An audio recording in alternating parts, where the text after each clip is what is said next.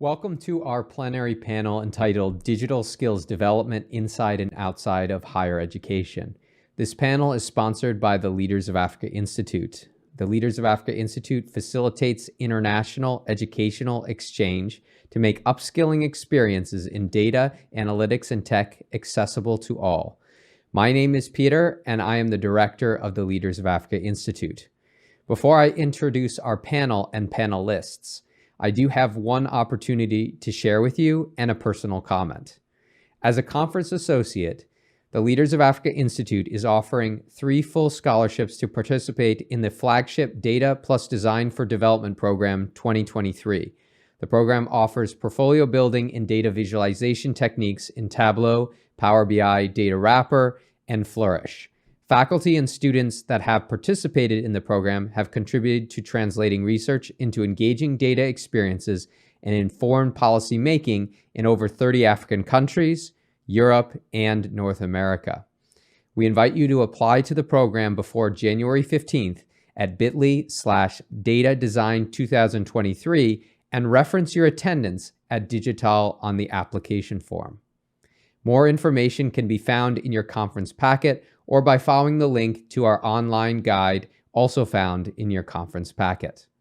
On a personal note, our team was looking forward to attending in person, but due to other commitments, including for me, the birth of our firstborn just last month, I am happy that Upasana and the conference team made provision for us to participate virtually, in keeping with our interest in using e-platforms for accessibility. We hope to be meeting you next year in person. Now to our panel. Today we have interacted with panels on innovative practices and pedagogical techniques, including the infusion of data science in teaching, e-learning approaches to massify student learning, and my favorite, social innovations that grow out of research and leverage digital skills. Translating research into social innovations is at the heart of the Leaders of Africa Institute and our programmings targeting faculty and advanced students. It is also at the heart of today's panel. That said, although the focus has been on higher education practices, this panel will acknowledge the important role of educational innovations occurring adjacent to and outside of the higher education space. Some of the major benefits that higher education institutions have are a trusted name in the education space, the ability to confer degrees, national funding, and a public mandate to provide educational services, including job retraining across age and career groups. At the same time, higher education institutions also have other priorities that sometimes complement and other times compete with broad educational mission, demands for research, professional engagements, and the never-ending search for funding. Universities are often contrasted with other organizations and platforms that aim to transform education and digital skills, including a wide variety and array of digital skills organizations ranging from non-governmental organizations to companies. Although the financial classification of some of these organizations and the formal conferral of degrees may be different, the goals and even many of the pedagogical techniques and challenges are the same.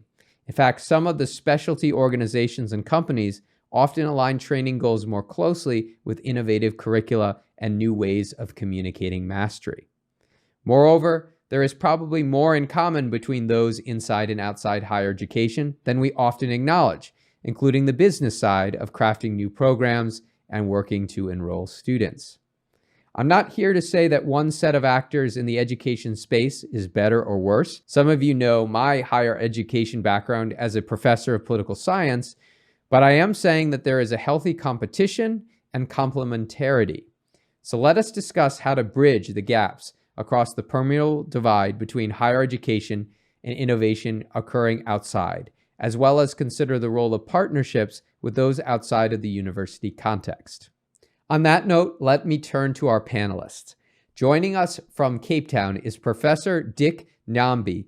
Dick is a full professor of educational technology at the University of Cape Town. He is the founder and project director of the Educational Technology Inquiry Lab, ETILab. He is one of the leading researchers in emerging technologies and changing practices in developing contexts. We are also joined from Nairobi by Mr. Sanhar Shah, who is the CEO of the Moringa School. The Moringa School is a widely recognized and fast-growing school for tech education. Senar has over 25 years of experience in finance and tech, including being the Africa Managing Director of Azuri Technologies before taking over the role of CEO of the Moringa School this year. We are also joined from Accra by who I think will be a familiar face to most of you, and that is Ms. Madumo Dlamini, who is the Director of IT and ICT Services and Knowledge Management at the Association of African Universities. In this role, she manages capacity building programs, innovations in teaching, and digital information systems. In addition, she has over 27 years of experience inside and outside of the education space. Welcome to you all. Each panelist will make a 10-minute presentation followed by a moderated discussion and questions and comments from the floor in person in Durban. I want to begin with you, Professor Dick. Feel free to share your screen. Thank you very much for the introduction, the kind introduction, and thank you to my fellow panelists. And very interesting topic today, digital skills development. I put a question mark as to whether the digital skills developed or digital skills acquired or digital skills are co-engaged with. How do they actually get to become that? And I think that definitely is useful. Who develops them? Is it something that is developed? Is it something that is made? Or how does it become into being? And it's good to be the first speaker on a panel, because then I can almost be able to choose to go slightly broad in the way I will discuss this topic. I recently came across a set of keys, and I looked at these kind of keys and I wondered as to where the locks were. And one of the things that we began to see is that so many of these keys are batched together in some kind of skill sets, in some specializations, and they are actually waiting for locks. And these keys, as you know, they don't necessarily open all kinds of doors or all kinds of locks. Each of these keys are very specially designed to open specific locks. And I wondered why we have so many of the development or creation of keys, and where the locks are somehow is not necessarily sitting together with the keys. Higher education, just like most institutions, seem to be in a very productive business of creating keys and developing different kinds of keys. And once they produce these keys, they leave these keys to go and find the locks. And it is always very frustrating when you get in situations like this, where you have keys and you have locks and there is no match. And what happens in situations like this is that here we have two locks waiting for keys, and we have got keys that can never go in those locks. And the question really is, who's supposed to be developing these keys? Should it be the lock makers developing their keys, or should the key makers be developing locks for their keys? And I think that kind of match is a very important one, because when we think about the need to actually get keys, and keys can expire because you can actually have keys whose locks are no longer being developed. And so you have got keys, somehow the locks are no longer being manufactured for those kind of keys. What happens to those keys? And we do know that there are quite a number of locks that are coming up for whose keys we yet to know. One thing about higher education higher education is very similar to the metro rail. And the metro rail, what we have of the metro rail, like here in Cape Town, the metro rail runs on the rail track. And the rail track was established many, many years ago. And it's so fixed and so rigid, the rail track. And that the trains require that if you are to get on a train, you've got to really understand the map of the rail network, and that you go to the appropriate station to actually take you to where the metro rail has predefined a station, predefined where it goes, and you have to play along. The metro rail does not change the destination, and they hardly ever make new rail lines. They don't make new rail lines even when the needs of the passengers have changed. There is a lot of situation there where the rail track really speaks to a very similar way in which we can think about higher education. The challenge with higher education is that higher education is so difficult to make a turn, to change, to adjust, to make that shift. And the time it takes to change a rail track is how long you can think about the needs of these people. So frustrated. The train is so overloaded by people who have got to travel to where they don't want to, but that's where the train goes. We must be able to think about the nature of the difference between that level of flexibility when you think about the Golden Arrow bus, where you have people, passengers, they have actually, this allows people to go to certain kind of places which the bus route has already been predefined, but it goes slightly closer to where people live. Now, when we think about the model of digital skills, where and how close do we want to place the digital skills to where the needs are? And how do we establish the actual needs for these digital skills so that they are not divorced from where they are applied? And we must be able to begin to think about the need for the predefined structures of what we used to know and the limitations of the technology as well. And also thinking about how do we really think outside the box to anticipate the different kinds of movement. If we assume that everyone goes in the right direction, if we assume that the direction is always a very homogeneous, that they are all flying in this direction towards the right, you can very easily anticipate where one can place skills and what kind of skills are going to be required at a given time. But the reality is that this is what the reality is. I mean, I took this image of the freight radar.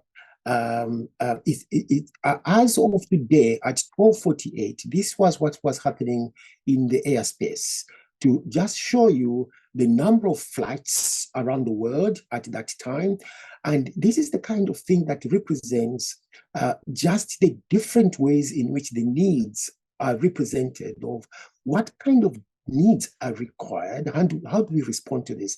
People are traveling every time, and they're going to different places. In other words, they need different things. And how do you cater for these changing needs? And how do you respond to these in a very dynamic and a very flexible way? And I think this is where the challenge of higher education is in terms of digital skills development, and thinking about what is going to be required and how do we respond to that. Because this is where the reality is. Now, we have always known about the 4 C's, that when one talks about the 21st century skills, you must be able to be thinking in terms of the 4 C's, the communication, critical thinking, collaboration, and creativity. And of course, we know about the connectivity there, and a citizen with digital citizenship, or the cultural awareness.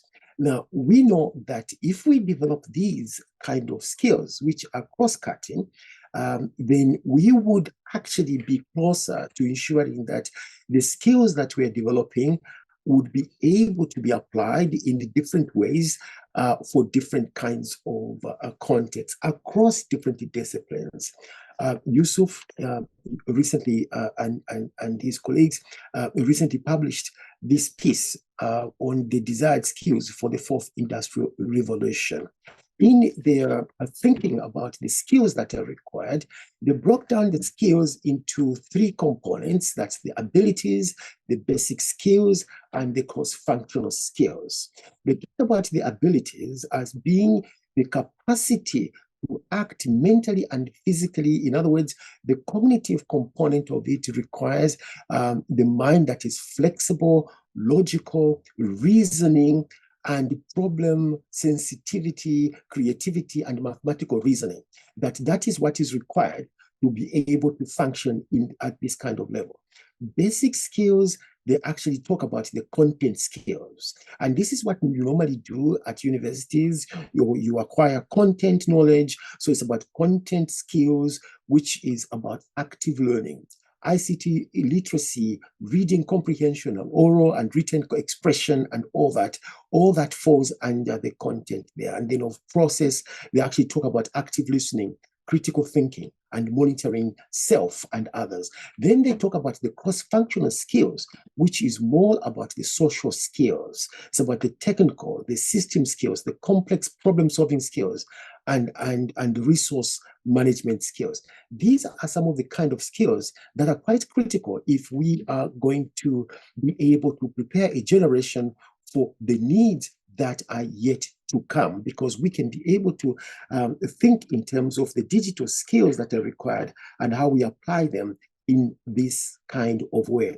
So when one thinks about the context in which you apply skills, the skills without context are really not relevant, because what happens is that you want to be able to acquire skills that you can apply so that you can be able to make a difference within a context. Skills need to be applied.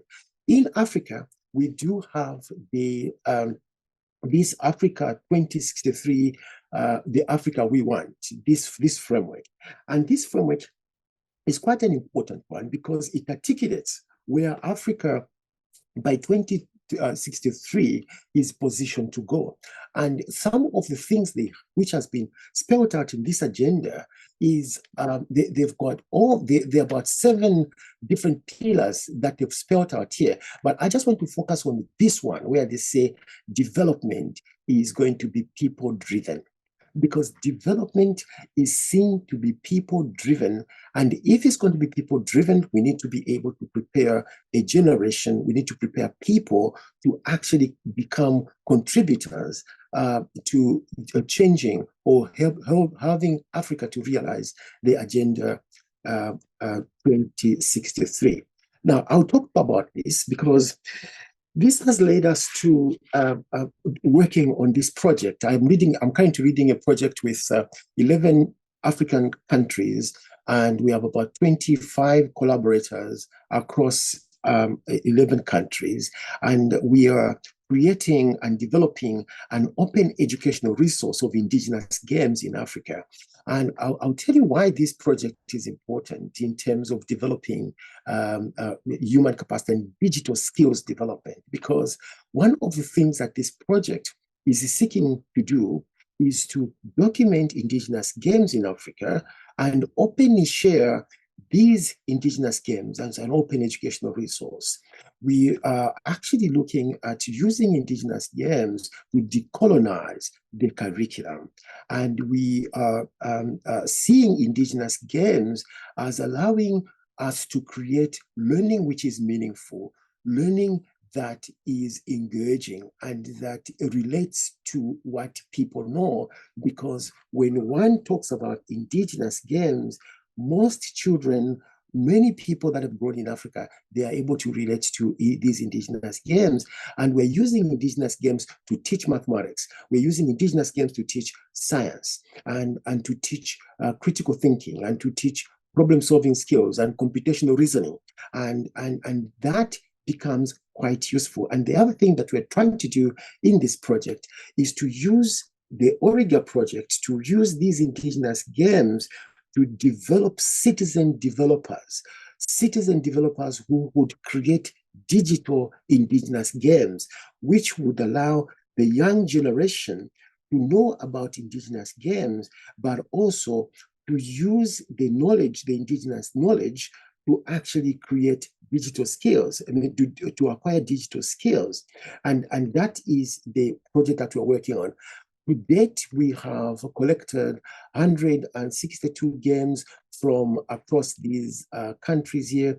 Note here that we've got District 6, which is actually part of South Africa, but we do have these games from across these participating countries. And it is a phenomenal project in the sense that we are gathering indigenous games which would decolonize the curriculum, would allow the acquisition of important digital skills, the 21st century skills, and the skills that are useful for the fourth industrial revolution. And one of the things that we have seen from the games that we have collected so far is that we have seen that most of these games, the learning domains of these games, have shown that they actually teach cognitive, mental skills. 32% of those games, about 33% of those games, they actually show that they do allow players to acquire, or at least to exhibit, a cognitive mental skills. And we see that about 32% of those games, they're showing the affective.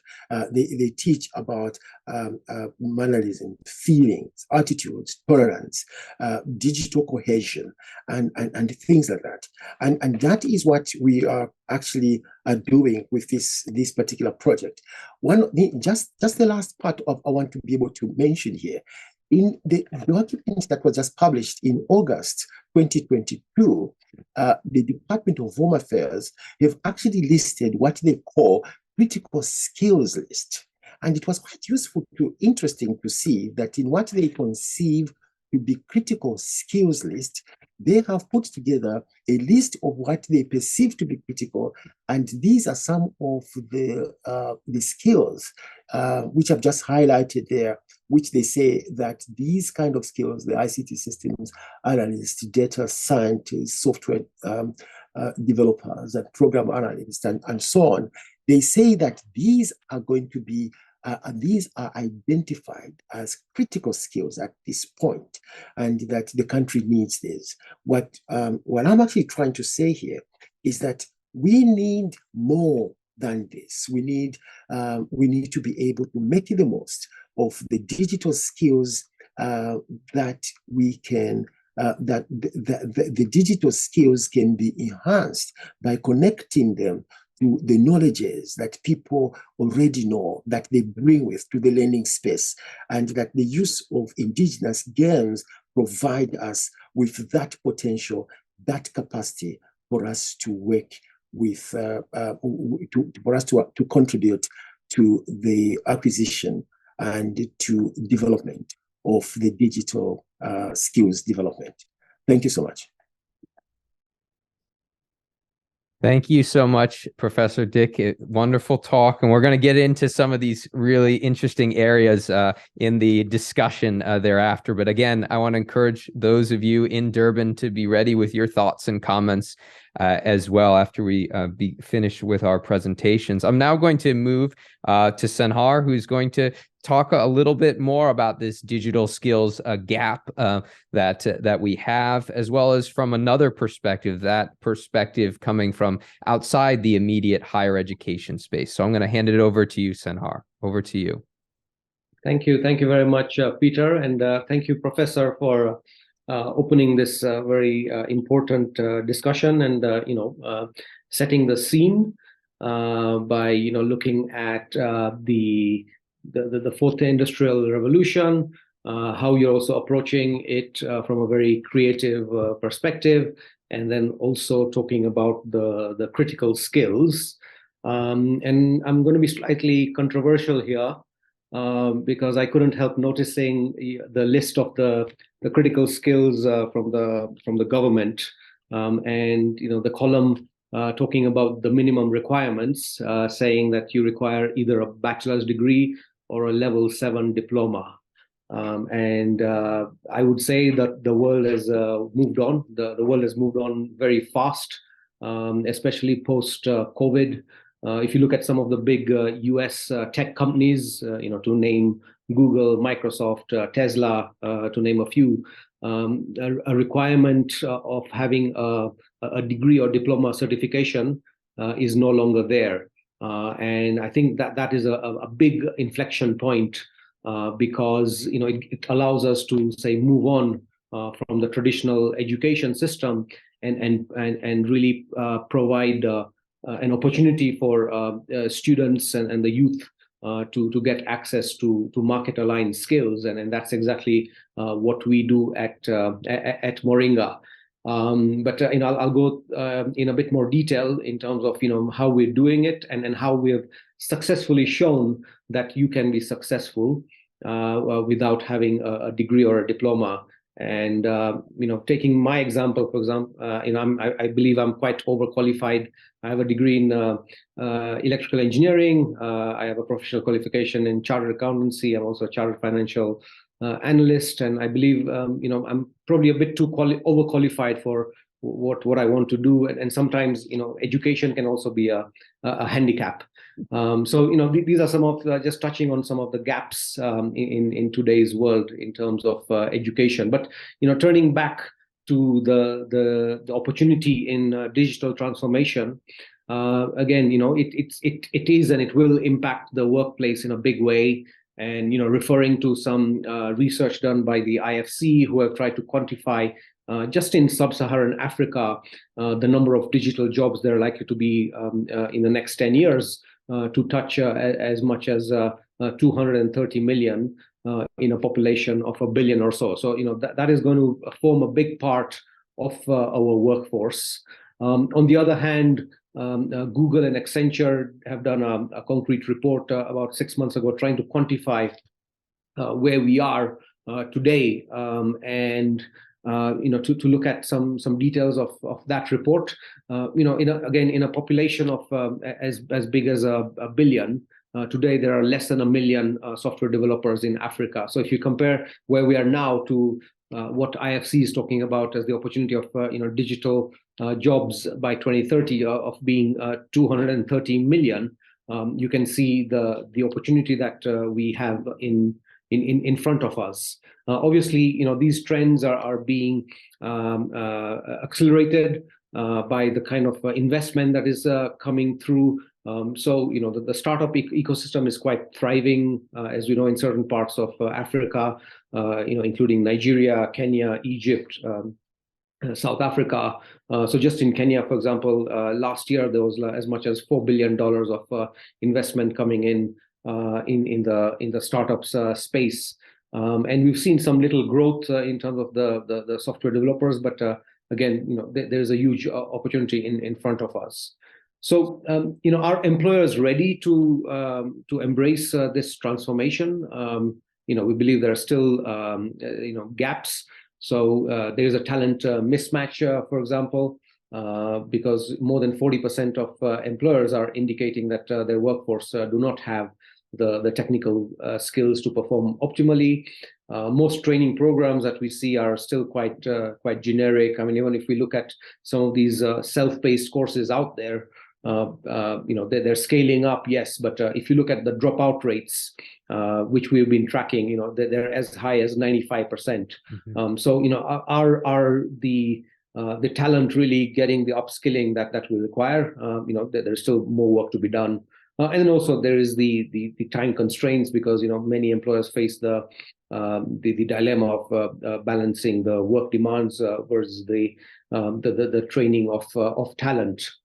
So that's sort of from an employer's perspective. If we deep dive in terms of the youth perspective, so and taking Kenya as an example, where are we today? So we have one of the youngest populations in the world, with more than 80% being under the age of 35.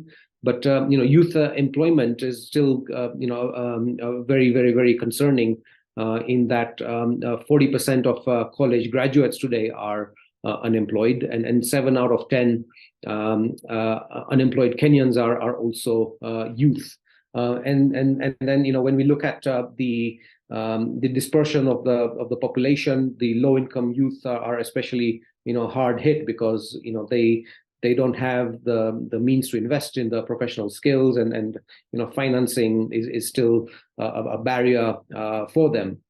So there is still a lot to be addressed here, and what we at Moringa are doing is exactly, you know, trying to address that big problem. So, you know, what are we about? So, you know, we are a vocational tech training institution. So we take children coming from high school, and we give them an alternative path to jobs, to digital jobs. And, you know, students don't need to spend 3 or 4 years at university, and, you know, probably tens of thousands of dollars if you count the tuition fees and the living expenses, accommodation, etc. You know, we run a very intense boot camp model where we are able to take these kids from high school and in 5 months train them to be either data scientists or software developers, and we also help them get placed into jobs. So we are about 5 years old, and, you know, so far we've trained about 4,000 students, and we have a good track record in terms of placing our graduates into jobs who are seeking employment. And we also focus on the unaffording population, where we're supported by MasterCard Foundation to also fund scholarships. So we've got, we believe, you know, a model that can be scaled very big across the continent. And, you know, how do we do that? So, you know, one is we provide the market aligned skills. Up until end of last year, we had developed our own internal content, but we found that was a bit costly and time consuming to develop and maintain. So we got an opportunity to partner with the leading bootcamp in the US. They are called Flatiron School. So now we are using their curriculum. You know, their training costs something like $17,000 to do in the US, and we're delivering exactly that training using African tutors at less than 1/10 of that price, at about $1,500. You know, which we believe is quite an affordable price point, especially when you look at the return on investment in terms of the salaries, which I'll talk about, what some of our graduates are starting to earn. And we provide accessibility and equity regardless of your background. During COVID, we've invested a lot in tech, so that's enabled us to also expand beyond Kenya on the continent. We've now launched cohorts in Ghana and Nigeria as well. And we also building a good community of our alumni, and we believe in lifelong learning. So we're also constantly looking at upskilling them. And, you know, our model is very practical. We provide project-based training. Out of our 20-week training, 3 weeks we also spend on professional and life skills. Again, you know, touching to what Professor was also talking about, you know, the importance of that. So we make our graduates, you know, as employable as possible. And lastly, I'd like to just finish off in terms of, you know, some of the results we've achieved so far and the impact. And you know, we've been surveying around 800 of our alumni. We're also very, you know, gender specific as well. So 40% of our graduates or our students are female. We want to grow that to 50%. It's ironic that we're focused on the post-high school market, but it's ironic that you know, as much as half of our intake ends up being university graduates. Many of them have degrees in IT and computer science, and they can't get jobs, so they come to our institution to retrain, and then we place them into jobs. The starting salary before they come onto our course is roughly $150 per month, which is in line with the minimum national wage. But the first salary after graduating from our institution more than doubles at about $400. And then as our graduates get more experience, so you know, with say 1 year of experience, their salary jumps to as much as about $800, and then, you know, beyond that, it's It's around $1,200, with many earning $3,000 to $5,000 a month. Freelance working is also becoming quite prevalent. So this is basically the youth in Africa doing remote jobs for global companies based out of here, thanks to the deep internet penetration and the supply-demand dynamics that are there. Where, for example, global companies had previously going to places like Eastern Europe to find talent, and there that's saturated. Of course, the war is not helping.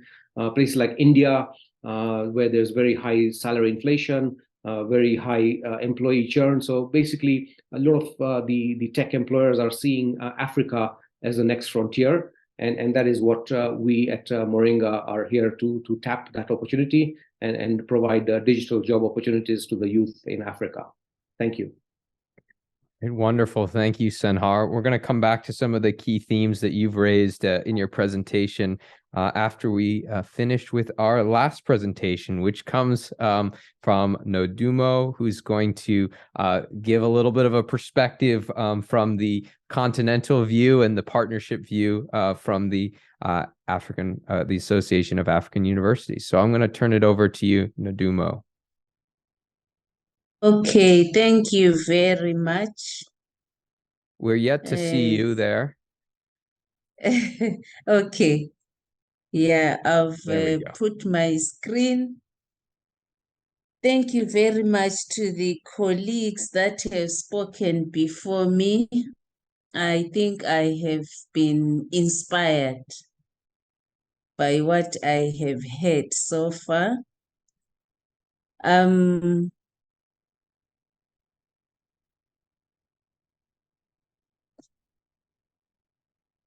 So I represent an institution called the Association of African Universities. We are based in Accra, Ghana. We represent over 415 universities who are our member institutions across the continent and across the 5 regions of Africa.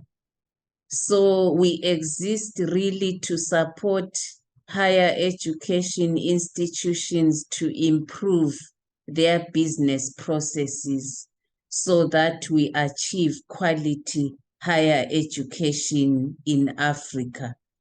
We are interested in setting intellectual agenda. We are a platform for collaboration. We see ourselves as a champion for higher education in Africa. Concerning the topic that we are talking about today, we do our part in terms of inspiring what we call digital transformation, and also we promote digital skills attainment by universities and higher education institutions in Africa. So because of our voice as the voice of higher education in Africa, we focus on lobbying the governments and ministries of education so that we can achieve what is required for universities to do their businesses better. We also work very closely with the regional research and education networks in Africa, such as Ubuntu Net Alliance, WACREN, ASREN, for the very purpose that digital infrastructure is very fundamental for the digital skills agenda or digital transformation. We also promote virtual capacity building using a number of methodologies. We broker partnerships with the likes of Coursera, IBM, edX, eLearn Africa, and others, whom we believe would be very instrumental in promoting digital skills and digital transformation broadly. We have supported the national research and education networks since 2005. These are national institutions which are strategically positioned to support the development of digital infrastructure for universities, research institutions, and educational institutions in general, so that they don't bear the huge cost of connectivity. The good news is that at a continental level, there's direction in terms of policies. Recently, the African Union has finalized what is called the African Union Digital Education Strategy, and it focuses on providing policy direction and regulation direction for a digital Africa. It doesn't focus on higher education per se, but education broadly. I'm sure you are aware that previously the African Union developed the digital transformation strategy for Africa, which is a broader strategy across the different sectors of the continent. And you'll notice that one of the pillars, one of the foundation pillars, is recognized to be the digital skills and human capacity. So when you go into that document, it's very well articulated in terms of what is suggested at a continental level. So the framework for digital education that is being promoted by the African Union looks as I have shown there.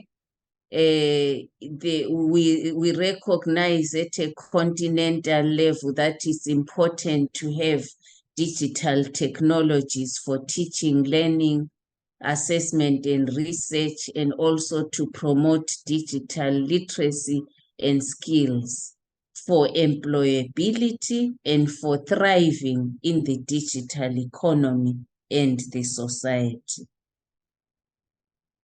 What we see as the opportunities for digital education in higher education is obviously to address the growing digital divide in Africa, promote collaborations among universities so that those who have walked this journey of digital transformation or applying or implementing digital skills training can learn from those that have done it. Digital content is also a great opportunity if we are going to do digital skills scaling up. Fully digitalized academic programs, I think there's a huge opportunity there. And of course, academic mobility is supported by digital infrastructure. The gaps that we see at a continental level impacting digital education in higher education is the fact that digital transformation is a complex process. So even introducing digital skills in our institutions is not as easy as it looks. It needs reflection, it needs partnership, it needs learning from models that have been successful. And then the limited investments by our African governments, because infrastructure always comes up as a limitation, access to devices, and all these are really linked to the fact that the African governments are not yet putting enough money for that. And we see that there are also limitations in terms of transformational leaders. We are not saying they are not there, but we need a big number of them to be able to turn things around. skills and mindset change, and of course, unfavorable national and institutional policies. There are some good examples, of course, that are going on. I think there's an opportunity to map these examples and document them so that others can learn from them. For example, under the Africa Centers of Excellence project in Western Central Africa, there's a big drive to establish centers of competence in digital education. And there are also networks, thematic networks that have been created by these centers of excellence, which are also promoting digital development. We have also engaged in the production of guidebooks for successful implementation of digital education for the benefit of universities in Africa. Concerning collaborations, we see universities reaching out to private sector. For example, the centers of excellence are working with IBM, and IBM is providing training to students in their research labs, for example, in Kenya and South Africa. This is towards a drive ensuring that students get practical research experience and that they are developing advanced digital skills which will improve their employability. So this is just one of the examples, and there are many other such examples that we see happening. I think I'll stop my presentation here. Thank you very much for the opportunity to engage.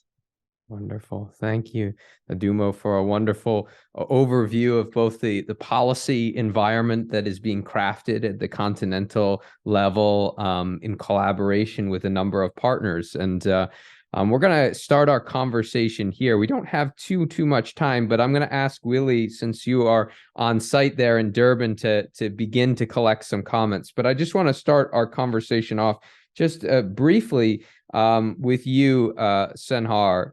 One of the things that you mentioned at the end of your presentation was the fact that a lot of folks who come to Moringa School have already received an undergraduate degree before coming. And in your experience in working with some of those folks who've come with an undergraduate degree, what do you see as sort of the gaps that you're seeing in terms of their digital skills education? And perhaps what do they say about some of the gaps in their digital skills education or their relationship between their degree and employability? You want to share a little bit on that? Yeah, thanks for asking that question, Peter. I mean, basically, these students who have got university degrees, first of all, they can't get jobs straight away. So they're looking for getting upskilled, and they see value in what we are providing. So that's why they're able to fork out $1,500 from their own pocket and spend 5 to 6 months of their precious time to train with us with the intention of getting placed into jobs. And we have the track record that I showed on the slides in terms of how we are getting our graduates into jobs. So this is concrete evidence in terms of what is out there in reality from some of these university degrees. So a couple of things. I mean, the good thing is, for example, especially the ones who have degrees in IT related courses or computer science, they come with some fundamentals of computer science. So that kind of theoretical background and approach, helps them succeed in the practical training. On the other hand, the reason they're coming to vocational trainers like us is because a lot of the university education, if you like, is still very theoretical, very traditional, in some cases, outdated. So, because of those gaps is why they come to us. Mm-hmm. Great, wonderful. And I want to build off of that in terms of the point that Professor Dick, you made about higher education being like the train on the tracks, right? And it raised a question for me, why? Why is that, right? So you've described really nicely sort of contrasting what is out there in the real world, perhaps with the train tracks. But why are we seeing that? I think you alluded to some of that with talking about your project at the end of your presentation. Perhaps you can tell us a little bit more, that why question. Well, it's a tricky question to ask, because I mean, the whole why is rooted in the traditions of institutions, the cultures of these institutions. I know, for example, that at my own institution, I know it takes about maybe 2 years to introduce a new program, to actually go through all the hoops to actually get a new program established from scratch. By the time the program is able to run, things will have moved. And so if you really want to make a significant change, institutions, higher education institutions, are slow to make a turn. It's like really, really wanting to repaint the corner of this huge machinery. It takes time to actually negotiate that turn. And we are at a time when we can't afford that. We can't afford that level of speed. And I think that is what the challenge is with higher education institutions, all rooted in their traditions of how they operate. And that most of the current times and what we really want to achieve in the digital space, 2 years is a long time, and we know that. So building off of that, just to follow up, I'm curious. So, thinking about the curriculum at the University of Cape Town, for instance, obviously you have ideas about new programs that should be offered or new courses. Are there any in particular that have gone through sort of a long process of advocacy first before coming into being, that you wish that had come into being on a relatively quick timeline? Any examples? I think I should just be able to mention that all the different programs take different. They do require certain. For example, if you're introducing a new program, it's going to require accreditation, which sits outside the institution. So it's actually that kind of process. But I also know that within the institution, the speed is actually could be subject to predefined meeting times for committees and things like that. And but otherwise, one of the kind of new programs that one is actually, so we are thinking of new programs to do with having institutions to do macro credentials, for example, and actually looking at how you can be able to make the most of that, as opposed to being able to sit in for the 3 years of a degree or 4 years of a degree. And how do we actually get these interdisciplinary kind of exposure of our students across different disciplines, which is what the world is actually looking for out there. How do we actually break the mold of these traditions to ensure that a graduate from one school or faculty can actually pick on a number of other courses from different faculties or from different schools, and allow all that to count? And I think it's all about those kind of levels of complexity that is built in within institutions, which makes it a bit difficult to actually make that turn.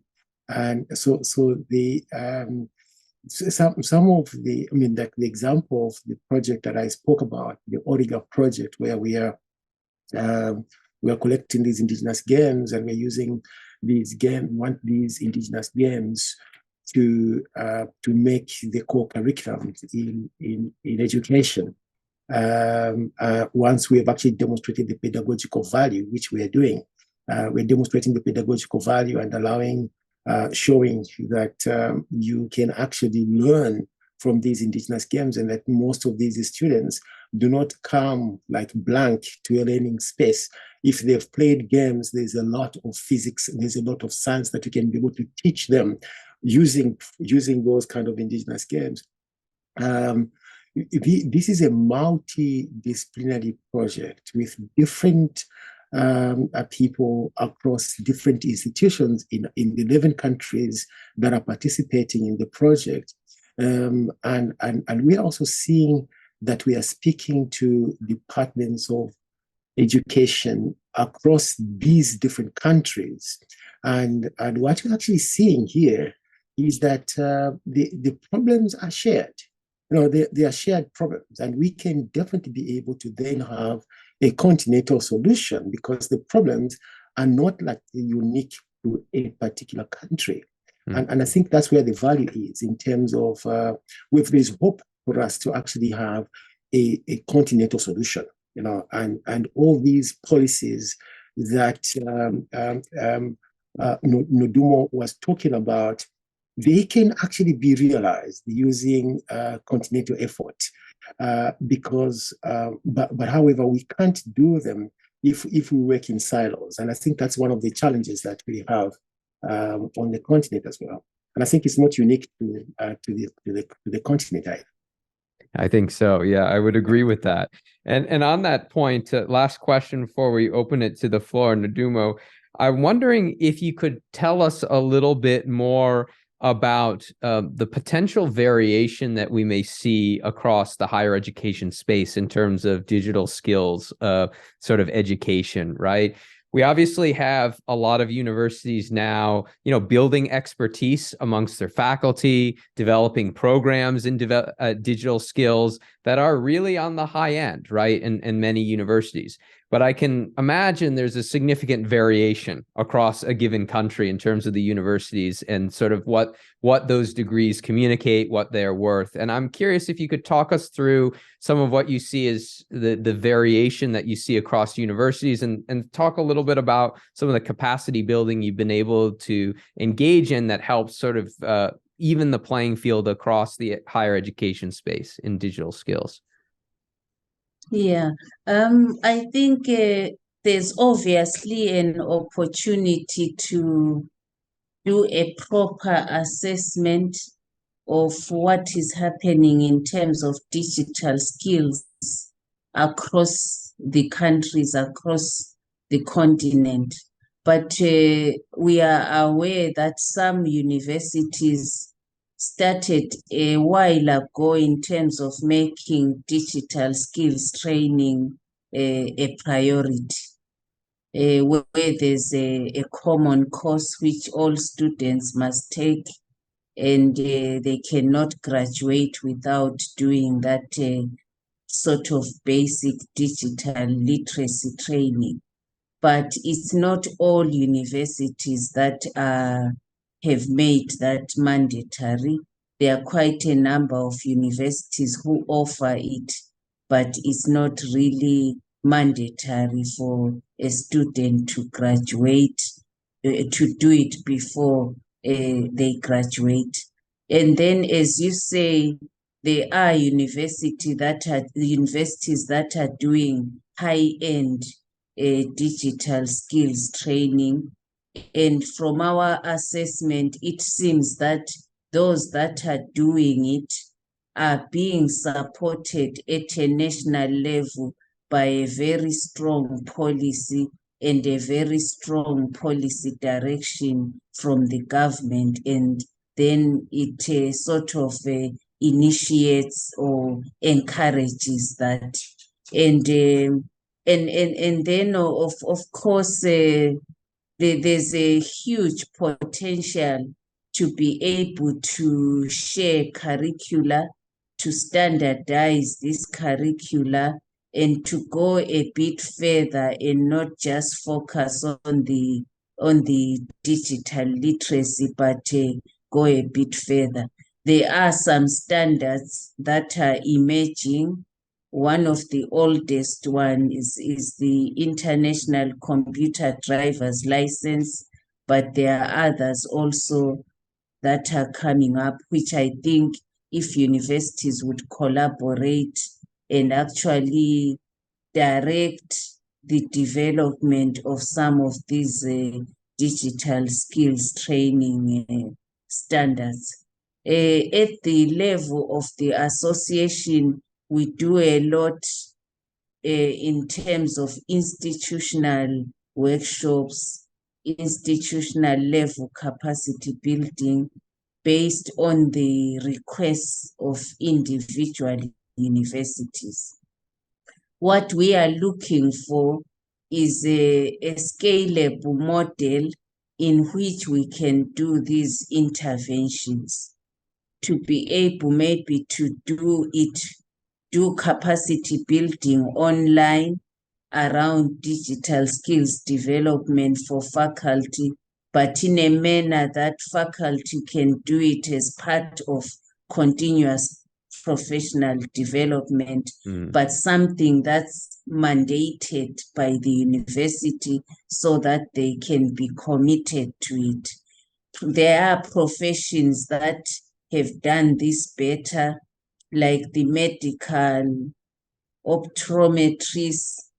Regularly, you need to do something related to your CPD, then you can't run your practice unless you've done that. So I think we need something similar at a higher education level. Thank you.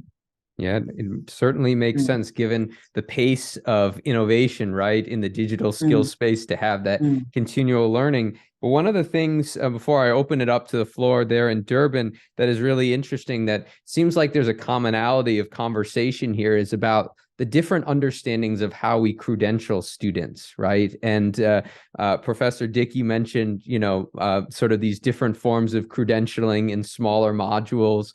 Ndomo, you also mentioned this, and Sanhar, you also mentioned that that's how Moringa School really thinks about things, is in new ways in which we communicate our mastery or understanding of a digital skill, and that may come through degrees in some cases, or it may come through other credentials. So I think I want to underline that point. There seems to be a common conversation there about the nature of demonstrating and communicating mastery. Willie, I know you're there in Durban. Can you, obviously you can hear us. I'm wondering if there are any comments or questions from the floor that have that want to be shared with our panel today.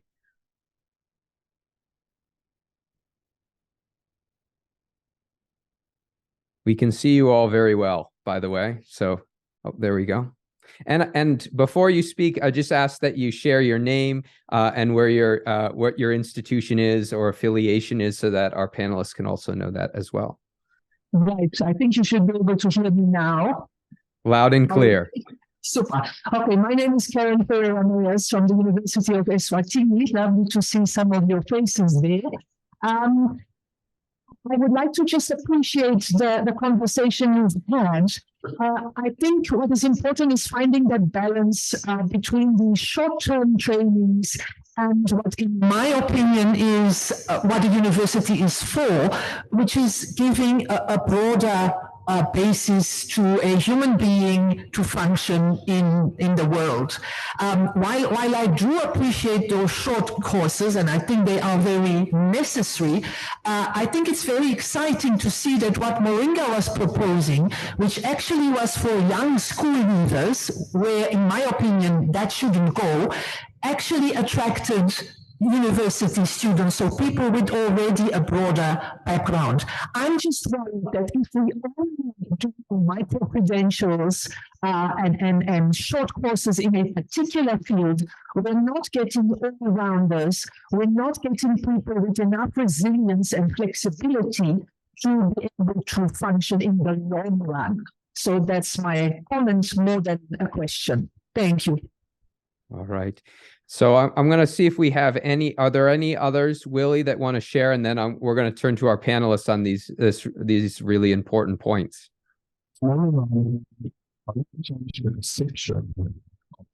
Institutions and businesses around qualifications and the purpose around it, because it's evident that these micro-credentials are critical in various disciplines. Yet in Africa, if you don't get a bachelor's degree, you're not going to get a quality life. So how do we change that perception and channel then people into the relevant discipline or direction where bachelor's is not the purpose, it's the skill set that becomes the purpose and what everybody is chasing. Common, but yeah, something to think about. Professor, can you Right, sure. could you hear that? Yes, Yeah. I've heard a bit. My first comment really is micro credentials are not meant to replace the core mission of the university. It doesn't mean that universities would stop offering their normal qualifications or degrees in the way they do, and the research and publications and everything else, and the scholarship of the university, the whole academic project. It doesn't mean that. Micro credentials are meant to are meant to recognize the kind of skills that one would have acquired, particularly these that are very volatile skills, volatile, dynamic skills that are going to last for a time, but the skills that you cannot be able to, you actually have a way of recognizing these different kind of skill sets. We do have a program called Recognition of Prior Learning, for example, which allows people that may not have formal higher exposure to higher education, but they've got lots of years of relevant experience, to actually use that to enter formal qualifications, depending on what those qualifications could be. Recognition of prior learning, if one has got this micro-credentialing, they could, particularly in the digital space, they could have a number of these things that they've acquired and whose experience can actually be documented, and they can use those micro-credentials to package them and claim them as some credits towards some courses. So that is the kind of value of that. We are not at the level where we have implemented that yet, but these are some of the kind of thinking that we are doing, and hopefully we should be able to go in the direction of ensuring that institutions can be able to function like that, because we actually need to do that. The private-public partnerships with businesses, does that compromise the mission of the institution? The answer really is no, because what we have actually seen over the years is that the private-public relationships are not meant to dilute either side. They enrich the either side, because institutions generate and produce knowledge, they do research, which benefits most of these private sector businesses, and institutions often, and sometimes they need funding, which businesses are able to put in, and they're able to provide different ways of support to allow institutions to actually carry out what they need to carry out. The relationship between the two is not, and does not lead to any kind of conflict. And if it does, if there is any conflict, of course, the conflict of interest those need to be clarified and cleared and things like that. But oftentimes the relationship can be very healthy if it is well managed and well defined. And that's the kind of response that I'm able to give at this point. Thank you so much. Sanhar?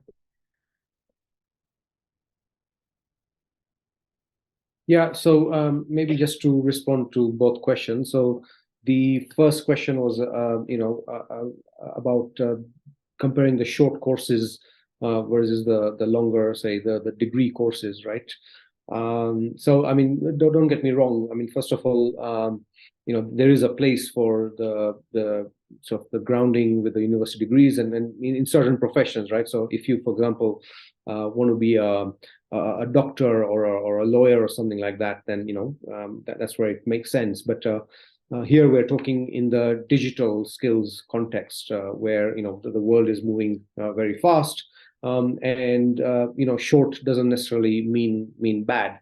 So in our case, for example, we're doing a very intense bootcamp training of say 5 to 6 months. But we are also enhancing that with giving even more real life practical skills, because we've been talking to employers, looking at what their requirements are, and there's still a bit of a mismatch, because whilst we are producing market aligned skills and those kind of graduates, employers still typically want experienced talent.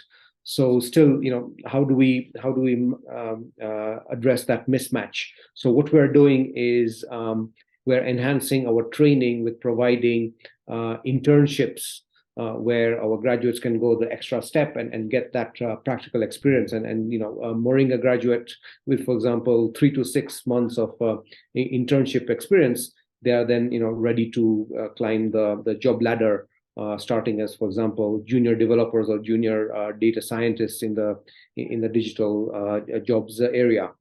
The second question about, again, kind of it's related. What is the perception of employers, as far as skills development is concerned? And again, I would say employers are more and more moving with times, right? I think if you want to go work for, say, Microsoft or a Google or that kind of tech company, then they don't necessarily look at your papers, whether you have a university degree or whatever. They give their own tech assessments for the digital students to do. And again, what we do at Moringa is we give that practical training on how to get through those kind of tech assessments.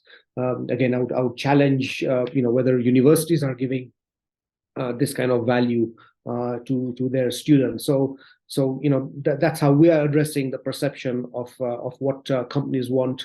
We're constantly speaking to and working with companies to really provide them what they want, and we're trying to do it innovatively. We're trying to do it cost effectively, and giving value to both the employer and the employees. Absolutely. All right, Ndumo, you got the last word before we close out today's panel. Okay, thanks.